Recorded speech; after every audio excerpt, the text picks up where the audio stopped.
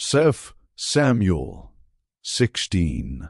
David and Ziba. When David had gone a short distance beyond the summit, there was Ziba, the steward of Mephibosheth, waiting to meet him. He had a string of donkeys saddled and loaded with 200 loaves of bread, 100 cakes of raisins, 100 cakes of figs, and a skin of wine.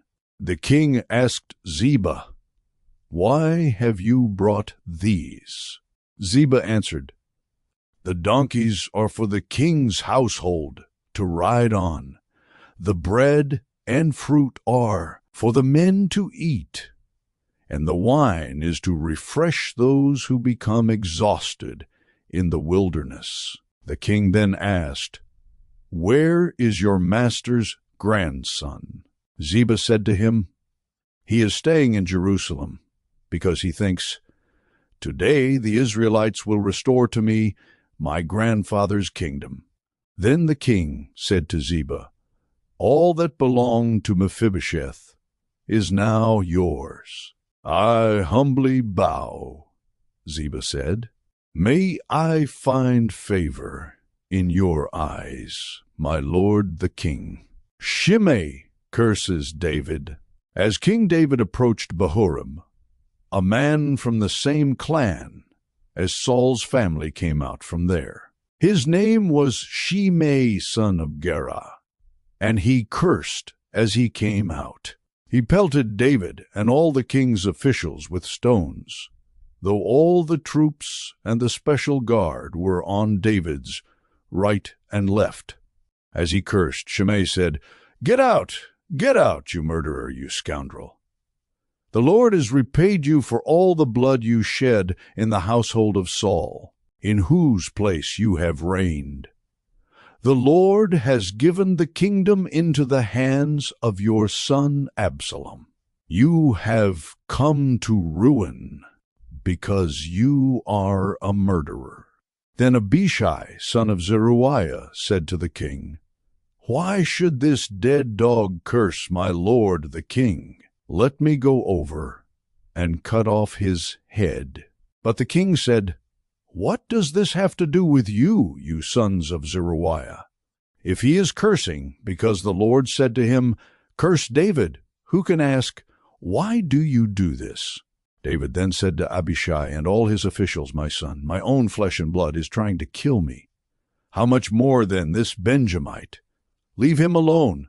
Let him curse, for the Lord has told him to. It may be that the Lord will look upon my misery and restore to me his covenant blessing, instead of his curse today."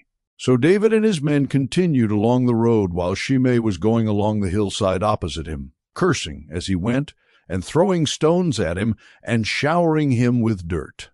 The king and all the people with him arrived at their destination exhausted, and there he refreshed himself. The advice of Ahithophel and Hushai. Meanwhile, Absalom and all the men of Israel came to Jerusalem, and Ahithophel was with him. Then Hushai the Archite, David's confidant, went to Absalom and said to him, "Long live the king! Long live the king!" Absalom said to Hushai, "So this is the love you show your friend. If he's your friend, why didn't you go with him?" Hushai said to Absalom, "No, the one chosen by the Lord, by these people, and by all the men of Israel, his I will be, and I will remain with him.